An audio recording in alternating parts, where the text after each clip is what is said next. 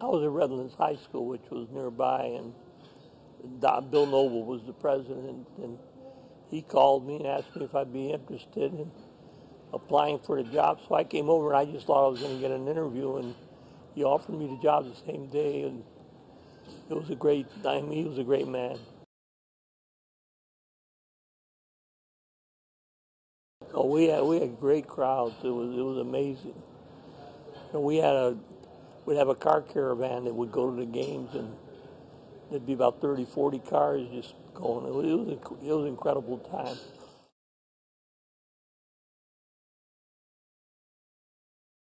Well, we had a unique situation. We were the only junior college that had a following that we had. I mean, we'd fill every gym that we'd go to, and we had great success. And we had a local newspaper writer that covered the team, and it was a great time here.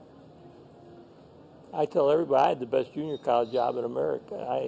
I don't think any junior college has ever had the following that we had. And every time we'd go to the state tournament, they'd always put us in the feature game because they knew we were going to bring the big crowd.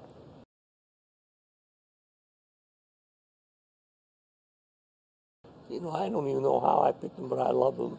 He was wonderful. I'm sure we didn't have a budget for it, and he was probably interested in doing it, and he was great with us. Actually, it happened when I was at Redlands High School. We were playing Ramona High School for a championship, and it was an afternoon game. I think it was in February, if I remember correctly, and it was really a hot day. And they opened all the doors because it was so hot. And every time out, we'd go to the drinking fountain because I was so dry, my mouth was dry, and the game wound up in an overtime, and you get like 2 minutes in the overtime. So I just took the towel and wet the towel, and I've been doing it ever since. The guys in the PE department were absolutely great. Stepanovich, Phages, Beer, and they were all great. We had a great relationship.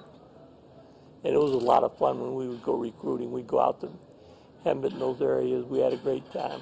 And it was a lot of fun. I mean, it wasn't any work. It was fun.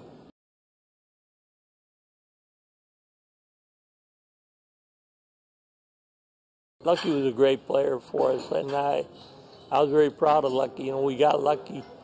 Lucky was stationed in March Air Force Base, and I was running a clock in the gymnasium for the City League. They'd have City League games, so I'd make a few bucks and maybe send my kids to college. So I would run the clock, and Lucky was playing with like, I don't know what you call them, an outside group. And I liked Lucky. He was a good player, and I started talking to Lucky about coming to school. And Lucky said, "Coach, I would love to come and play for you." He said, "It would be a dream for me." He said, "But I've got a wife, and I've got 2 kids. We own a home, and I got a job lined up for me when I get out of the service." And so anyways, I started working on his wife, Alice. She'd go with us, and I'd start talking to her, and she told me the same thing. And after a while, she decided maybe it would be good if he did go back and get his education. And Lucky came out, made All-State 2 years in a row. He was great.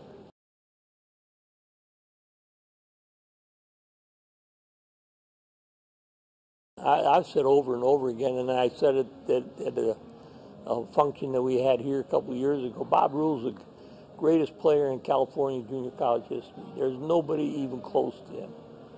He was the most dominant player in junior college history, and I was very fortunate to have him play for me. He was wonderful.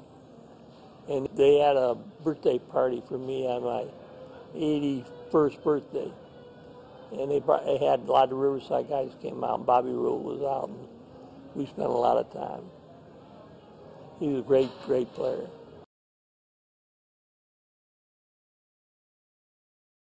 It was great. I mean, I absolutely loved it. My family loved it. My wife says in every interview that she has, she says the golden years of our career was Riverside. That was her happiest years.